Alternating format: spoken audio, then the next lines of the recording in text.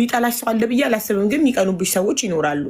እንዳንቺ መሆን ፈልገው ግን አንቺ ያለሽበት ቦታ ላይ መድረስ ያልቻሉ ከአንቺ እኩል በ15 ዓመታቸው በባህር ተሰደው እስካሁን እዛው ያሉ ምንም ህይወታቸው ላይ ለውጥ ያለወጡ ሰዎች እኩዮችሽ ማለት ነው።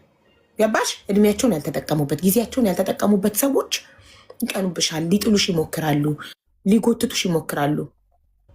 ሁልጊዜም የሚቀናብሽ ሰው ከአንቺ እኩል መሆን የሚፈልግ እንዳንቺ መሆን የሚፈልግ ግን እንዳንቺ መሆን ያልቻለ እንዳንቺ ህይወቱን ማሸነፍ ያልቻለ ነው። ገባሽ? እንጂ አንቺ ተወዳጅ ልጅ ነሽ። የሚጠላሽ ሰው አለ ብዬ አላስብም። አዎ ሰው አንቺ ጋር መድረስ ያቀተው ነው። ኤግዛክትሊ እሷ ያለችበት በእውነት እኔ በጣም ተደምሜባታለሁ። ገና በ19 ዓመቷ አሁን ህልሟን ለመኖር እየተጣጣረች ያለች ጠንካራ ሴት ናት። ህልሟን አውቃ ህልሟን ለመኖር እድሜዋን አረብ ሀገር ላይ ላለመፍጀት ለእህቶቿ ምሳሌ ለመሆን ተነስታ ከሳውዲ ኢትዮጵያ ገብታ ህይወቷን ሀብላ የጀመረች ጀግና።